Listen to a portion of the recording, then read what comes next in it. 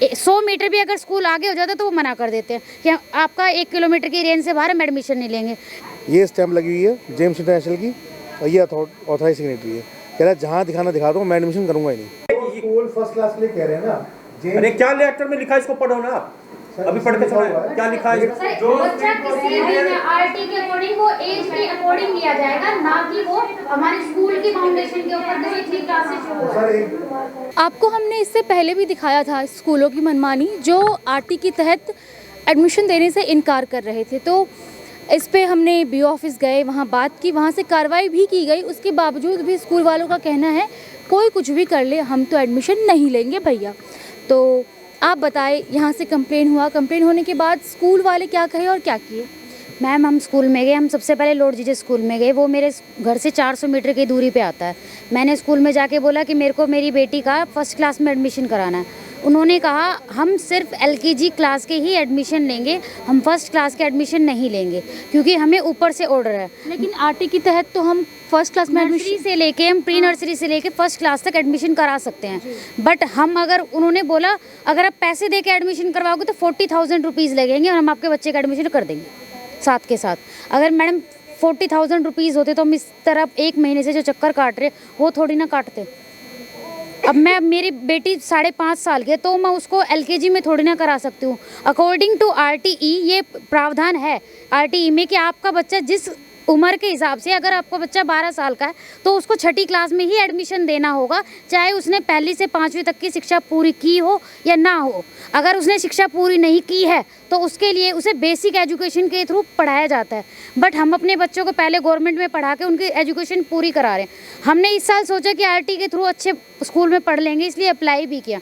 But वो कह रहे हैं हम फर्स्ट क्लास में एडमिशन ही देंगे, सिर्फ एलकेजी में एडमिशन लेंगे। तो मैडम मेरे 1 किलोमीटर के एरिया में जो स्कूल आएगा मैं उसी में तो भेजूंगी। और 100 मीटर भी अगर स्कूल आगे हो जाता तो वो मना कर देते हैं कि आपका 1 किलोमीटर की रेंज से बाहर हम एडमिशन नहीं लेंगे। एरिया के अकॉर्डिंग 1 किलोमीटर के एरिया में सिर्फ 1 या 2 स्कूल ही आते हैं और वो ही मना करें, फिर हम कहाँ एडमिशन कराएंगे? बिल्कुल सही बात है, ये गंभीर दिक्कत है। आप बताइए, आप स्कूल का फॉर्म ले रखी हैं? मैं 11 तारीख को स्कूल में गई थी, उन्होंने कह दिया कि हमारे यहाँ पे ऐसी कोई स्कूल में, स्कूल का नाम है? हाँ जी, उन्होंने मना कर दिया था कि हम फॉर्म नहीं ले रहे, हमारे स्कूल में ऐसा कुछ नहीं है। फिर हमें पता लगा कि स्पीड पोस्ट करना है तो हमने वो भी कर दिया। 15 तारीख को लास्ट डेट थी, मैंने 15 तारीख को वो करा दिया था। इन्होंने मेरा 17 तारीख को ड्रा की वो थी, इन्होंने 17 तारीख को मेरा फॉर्म लेने से मना कर दिया और कहते हैं कि आपका फॉर्म आया ही नहीं है। ये फॉर्म आपको वापस कुरियर के थ्रू आ गया और कह रहे हैं कि फॉर्म आया नहीं है आपका हमारे पास। तो आप सुन रहे हैं क्या हाल है स्कूल की। आप बताएं। मैं अब्दुल कटारे स्कूल में गई थी मैम। क्या कहा? हमारे फॉर्म वहाँ पहुँचे हुए थे लेकिन उन्होंने फ़ोन नहीं किया एक बार भी। नहीं। तो आप गए नहीं स्कूल में? गए थे मैम, जब उन्होंने बताया कि आपका स्पीड पोस्ट आया हुआ और उन्होंने इनकम के कारण नहीं लिया, इनकम ज़्यादा होने के कारण। कितनी इनकम थी आपकी? एक तो 2.5 लाख में, 81 तो 2.5 लाख। हाँ, तो मैंने उसकी रिक्वेस्ट लगवा रखी, उसकी वो पर्ची लेके गए थे फिर भी नहीं लिया उन्होंने। अपनी मर्जी से बना अपनी मर्जी से ज़्यादा कर रखी उन्होंने इनकम आगा से। उन्होंने, स्कूल वालों ने कहा? नहीं, ये वहाँ से कोर्ट से हो रही है मैम ज़्यादा, तो स्कूल वालों ने बोला है कि इनकम कम करवाओ जब लेंगे, और इनकम की रिक्वेस्ट डलवा रखी, अभी कोई सुनवाई नहीं है मैम। जी आप बताएं। मेरी तो 1,40,000 इनकम है, तो उन्होंने बोला। कौन से स्कूल में गई थी? ओपन स्काई स्कूल में। Open sky? हाँ जी। उन्होंने क्या कहा? उन्होंने बोला जी हमारे पास कोई मेल नहीं आई है। कल भी गई थी मैं, कल भी बोला कि हमारे पास कोई मैसेज नहीं है, कोई मेल नहीं है। आपने नहीं कहा कि आपने यहाँ से मेल करवाया है, उसका आपके पास प्रूफ है? नहीं, मेरे पास कोई प्रूफ नहीं था मैम, मेरा फ़ोन गुम हो गया था। तो यहाँ से जो मेल गया वो प्रूफ था? मेरे पास नहीं था, उनके पास तो है, वो झूठ बोल रहे हैं मैम। अच्छा, वो झूठ बोल रहे हैं? हाँ जी। तो आपने सुना, जो बच्चों को शिक्षा देते हैं, पढ़ाते हैं, वो सामने वाले लोगों को झूठा करार देते हैं कि आप झूठ बोल रहे हैं। भाई साहब आप बताएं, आप कौन से स्कूल में गए थे और क्या चीज़ वहाँ से सामने से आया? मैंने अपने बच्चे का फॉर्म है ना जेम्स इंटरनेशनल और फ्यूचर पाथवे के स्कूल में भरा था। फ्यूचर पाथवे में कल जब मैं गया था तो इन्होंने यहाँ से मेल कर दिया था बी ऑफिस से। उसके बाद उन्होंने मुझे फॉर्म भरवाया, उसके बाद मुझसे कहते हैं कि आपको ना 6500 रुपये देने पड़ेंगे रजिस्ट्रेशन के। लेकिन लेकिन इस आरटी के फॉर्म में तो लिखा है कि 1 रुपया भी चार्ज नहीं लगेगा, पूरे अच्छे अक्षरों में पूरा लिखे हुए हैं। जैसे ही मैंने उनको मना किया कि भैया मैं वो पेमेंट तो करने के लिए करूँगा नहीं क्योंकि उसमें पेमेंट के लिए लिखा ही नहीं हुआ, तो उन्होंने मुझे वहाँ से एडमिशन के लिए मना कर दिया। कह रहा जहाँ वो कंप्लेंट करनी कर दो, हम एडमिशन नहीं करेंगे। जहाँ कंप्लेन करनी है कर दो, हम एडमिशन नहीं करेंगे। तो मैंने आज उसका कंप्लेंट सीएम विंडो पे लगाया है, पाथवे फ्यूचर पाथवे का। उसके अलावा फिर जेम्स इंटरनेशनल वालों ने मेरा फॉर्म ही दे दिया मुझे वापस, कह रहा हम एडमिशन आपका करेंगे ही नहीं। क्यों, आपने पूछा नहीं क्यों नहीं करेंगे? वो कह रहे हमारे जो वो है स्कूल का वो है मैनेजमेंट है, उसने मना कर दिया एडमिशन के लिए। उसने तो बल्कि लिख के फॉर्म के ऊपर स्टैंप लगा के दे दिया है कि जहाँ दिखाना है दिखा दो, हम एडमिशन करेंगे ही नहीं किसी भी हाल में। ये फॉर्म है। स्कूल की देखा जाए तो सरासरी मनमानी है, वो लिख के दे रहे हैं कि आप जहाँ भी दिखा लो, हम एडमिशन नहीं करवाएंगे। मैंने अपना फॉर्म SC कोटे में भरा था, उन्होंने मुझसे इनकम सर्टिफिकेट तक मांगा हुआ, जबकि SC कोटे में इनकम सर्टिफिकेट नहीं मांग सकते। वालों को इनकम सर्टिफिकेट नहीं चाहिए, ये हमने भी पढ़ा है। और मेरा जो घर है वो 1 किलोमीटर के अंदर आता है। मेरी लड़की 6 साल की है, उसका मैंने फर्स्ट में एडमिशन कराना, इन्होंने कहा कि प्री KG क्लास में ही हम एडमिशन करेंगे, फर्स्ट क्लास में एडमिशन करेंगे नहीं, साफ मना कर दिया। स्टैंप लगा के दी हुई है बाकायदा स्कूल ने, ये स्टैंप लगी हुई है जेम्स इंटरनेशनल की, और ये ऑथराइज सिग्नेटरी है। कह रहा है जहाँ दिखाना दिखा दो, मैं एडमिशन करूँगा ही नहीं। तो ये आप देख सकते हैं कैसे स्कूल की मनमानी चल रही है। बजाबते लिख के और स्टैंप लगा के दिए हैं। उनकी हिम्मत देखिए कि उन्हें डर नहीं है शासन का, प्रशासन का, कि उनके ऊपर अगली कार्रवाई हो सकती है। आप बताइए, आप अपने बच्चे के लिए कौन से स्कूल में गए थे और वहाँ से क्या हुआ? मैम ये SG स्कूल में हमने स्पीड पोस्ट किया था। कौन से स्कूल में? SG मेमोरियल स्कूल मदनपुरी में। जी। तो वही स्पीड पोस्ट सेम वही वापस भेज दिया, और साफ लिखा हुआ लेने से इनकार। हाँ, यहाँ पे लिखा हुआ है लेने से इनकार।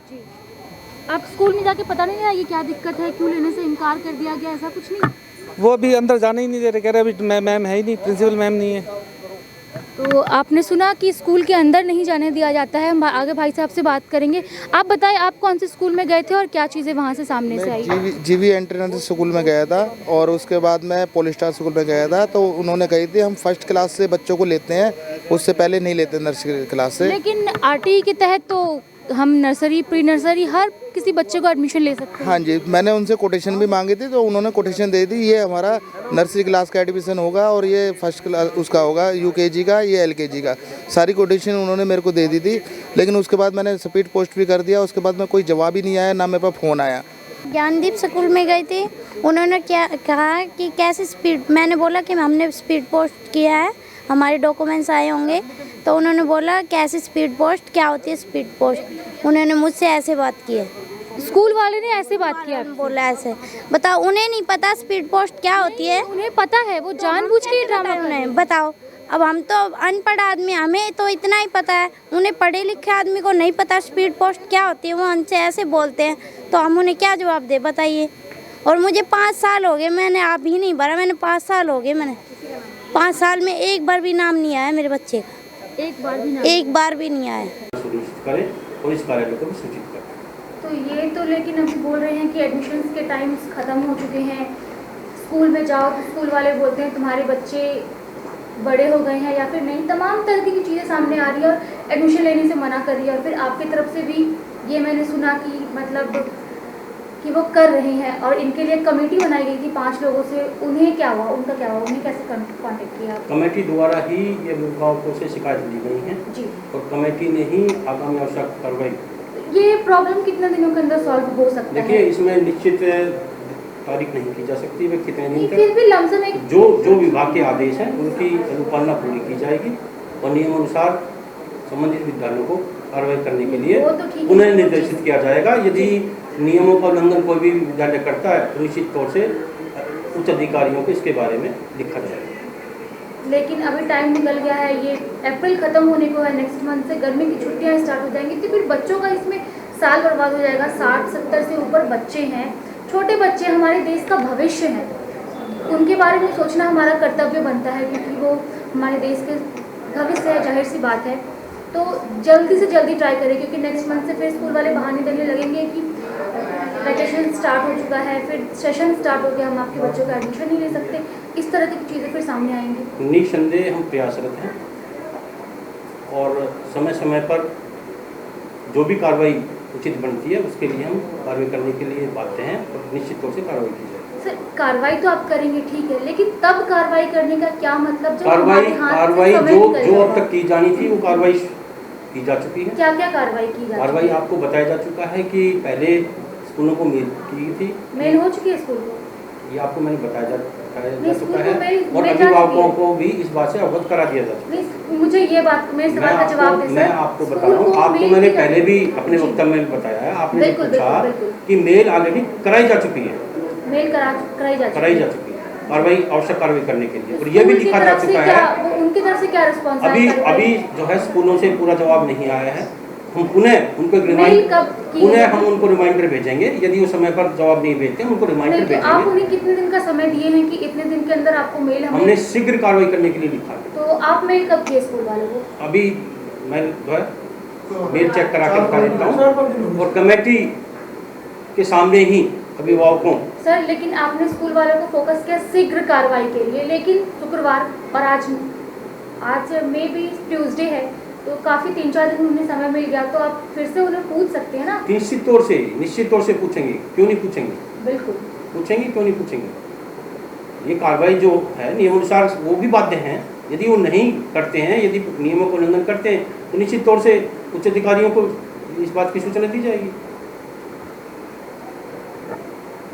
तो क्योंकि एडमिशन होना बहुत ज़रूरी है, बच्चे हैं, इस बात का कंसर्न ज़्यादा है। पिछले साल कईयों का इसमें जो भी अधिकारी हैं वो स्वयं चिंतित हैं और जो हमें आदेश विभाग द्वारा दिए गए हैं उन आदेशों की पालना करने के लिए हम निरंतर प्रयासरत हैं और अभिभावकों के साथ हम पूर्णतः अपना कंसर्न रखे हुए हैं। अभिभावकों से ये पहली मीटिंग नहीं है, बीच में अभिभावक आए हैं, उनसे हमने बात भी की है, उनको मेल भी हमने चेक कराई है। कई स्कूलों द्वारा ये अभिभावकों को बताया गया था कि भाई उनके पास कोई सूचना नहीं है, जबकि हमने मेल निकाल के दी थी कि भाई ये मेल आप चेक करने स्वयं कि हमने मेल इस कार्यालय द्वारा की गई है कि नियम के अनुसार कार्य पर भरोसा रखें और यदि कोई स्कूल नियम से हटके काम करता है तो निश्चित तौर से उस स्कूल के खिलाफ कार्रवाई के लिए हम लिखेंगे। साफ मना कर रहे हैं, मेरे भी आ रही है, सर कल हमें बोला गया था कि ऑफिस में कि भाई तुम्हारे जो 5 मेंबर है देखिए उनको बुलाओ और वो कॉल भी करेंगे। अगर वे एक सेकंड सर, अगर वे नहीं सुन भैया बात होगी तो ये अधिकार है कि आप कहीं भी एप्लीकेशन सर, आप मेरी बात सुनो, आप बात समझो भाई, प्लीज एक दफा बात कर लो। निश्चित तौर से जब किसी को कोई परेशानी होती है तो वो निश्चित तौर से जो सक्षम अधिकारी जहाँ होता है वो जाता है, इसमें कोई बुरी बात मानने की नहीं है। जहाँ भी आप जाएंगे वो अधिकारी चाहे हमारे वरिष्ठ अधिकारी हैं वो निश्चित तौर से आगामी कार्रवाई करने के लिए लिखेंगे। जैसा कि अब कल हमारे पास लेटर आया, इस लेटर के आधार पर भी हम स्कूलों को पुनः लिखेंगे कार्रवाई करने के लिए।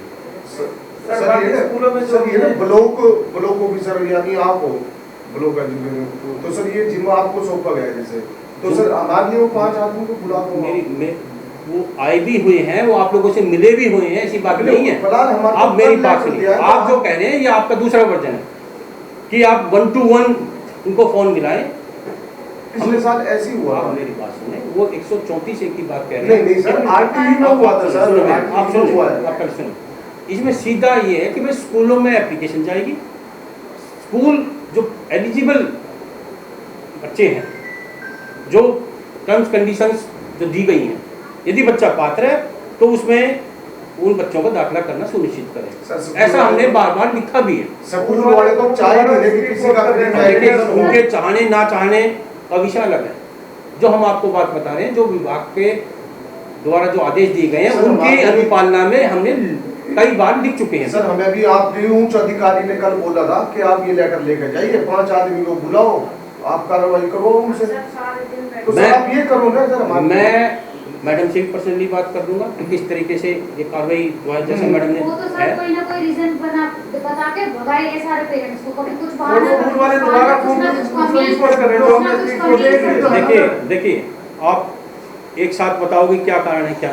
जैसे ही आप 1 मिनट, आप लोगों ने जो दिए दाखिले ना होने का कारण करीब 86 पेरेंट्स ने हमें दिए हैं, हमने सेम डे वो सारी एप्लीकेशन लेकर के उसका PDF बना करके और सभी स्कूलों को मेल कर दी कि भाई इस पर त्वरित कार्रवाई करें और जो भी पात्र विद्यार्थी हैं, जो बच्चे हैं, उनका दाखिला करें, हमें बताएं, ना केवल दाखिला करें, हमें बताएं कि किन किन बच्चों के दाखिले कर दिए गए हैं और यदि नहीं करते तो उसका कारण भी स्पष्ट करें, ये हमने लिख दिया है।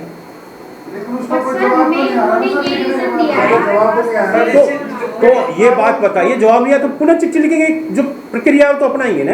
सर जैसे हमें जो पीडीएफ दी गई है उसके अकॉर्डिंग हम एलकेजी नर्सरी और फर्स्ट क्लास तक अपने बच्चे का एडमिशन करा सकते हैं। बिल्कुल। पर स्कूल हमें ये बोल रहे हैं कि हम सिर्फ, हमारा स्कूल एलकेजी से शुरू है तो हम सिर्फ एलकेजी के एडमिशन लेंगे, हम फर्स्ट क्लास का एडमिशन नहीं लेंगे। और सबसे बड़ी फाउंडेशन सिर्फ 1 किलोमीटर के एरिया में होना चाहिए।